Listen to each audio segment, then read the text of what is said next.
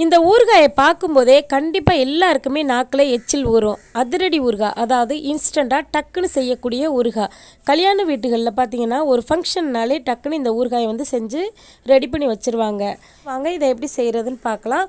இதை செய்கிறதுக்கு நான் வந்து மாங்காய் எடுத்திருக்கேன், 2 மாங்காய். இதுதான் கிளிமுக்கு மாங்காய். இது சாப்பிட்றதுக்கு ரொம்ப டேஸ்ட்டாக இருக்கும். இது போல் நல்லா பொடி பொடியாக கட் பண்ணிவிட்டு எடுத்து வச்சுருக்கேன். இந்த மாதிரி தான் பொடி பொடியாக கட் பண்ணால் தான் அது நல்லா ஊறி சாப்பிட்றதுக்கு ரொம்ப ரொம்ப டேஸ்ட்டாக இருக்கும்.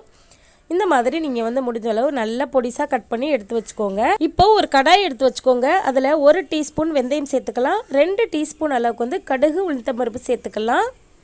இதை வந்து நல்லா பொன்னிறமாக வறுத்து விடணும். எண்ணெய் சேர்க்காமல் இது போல் நல்ல கலர் மாறி வர்ற வரையும் லைட்டாக வறுத்து விட்டு இதை வந்து மிக்ஸி ஜாரில் சேர்த்து நல்ல பவுடராக அரைச்சிக்கணும். தண்ணி சேர்க்காம இந்த மாதிரி நல்ல நைஸான பவுடராக இருக்கணும். அடுத்து நல்ல பொடிசாக கட் பண்ணி வச்சுருக்க மாங்காய் கூட நம்ம வந்து வெந்தயம் கடுகை வந்து நல்லா பவுட்ரு பண்ணி வச்சதை வந்து இது கூட சேர்த்துக்கலாம். நல்ல காரத்துக்கு ஏற்ற மாதிரி நான் வந்து 4 டேபிள் ஸ்பூன் அளவுக்கு வந்து மிளகாய் தூள் சேர்க்குறேன். இது கூட வந்து பார்த்திங்கன்னா நல்லா 1 டேபிள் ஸ்பூன் ஃபுல்லாக வந்து உப்பு சேர்த்துக்கலாம். இப்போ பார்த்திங்கன்னா ஒரு 10 பல்லு பூண்டை வந்து 1-2 கட் பண்ணிவிட்டு இது கூட சேர்த்துக்கலாம். பூண்டு சேர்க்கும் போது இந்த மாங்காய் ஊறுகாய் ரொம்ப ரொம்ப டேஸ்ட்டாக இருக்கும்.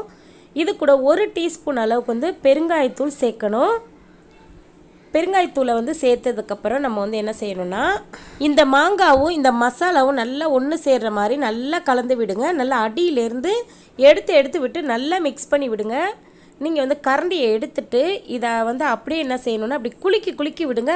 அப்படி குலுக்கும்போது எல்லாமே ஈவனாக ஒன்று சேர்ந்து நல்லா கலந்து வருங்க.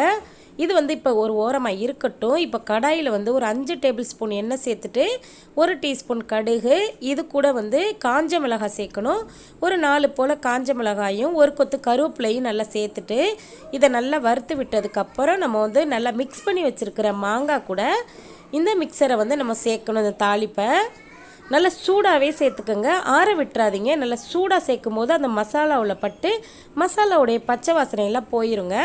இப்போது வந்து பார்த்திங்கன்னா நல்லா இது போல் அடியிலேருந்து கொடுத்து நல்லா கிண்டி கொடுங்க. இது போல் நல்ல மசாலாவும் அந்த எண்ணெயும் நல்லா சூடுபட்டு நல்லா ஒன்று சேர்ந்து ஊறுகாய் சாப்பிட்றதுக்கு ரொம்ப ரொம்ப டேஸ்ட்டாக இருக்குங்க. இது போல் நல்லா கலந்து விட்டதுக்கப்புறம் இதை அப்படியே வந்து மூடி வச்சுருங்க.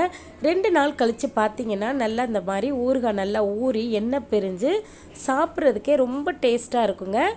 இதே பக்குவத்தில் நீங்கள் வந்து இன்ஸ்டண்ட்டாக டக்குன்னு நமக்கு வந்து மாங்காய் ஊறுகாய் தேவைப்பட்டால் இந்த மாதிரி மெத்தடில் நீங்களும் செஞ்சு சாப்பிட்டு பார்த்துட்டு எப்படி இருந்துச்சுன்னு கண்டிப்பாக கமெண்ட்டில் சொல்லுங்கள். தேங்க்யூ.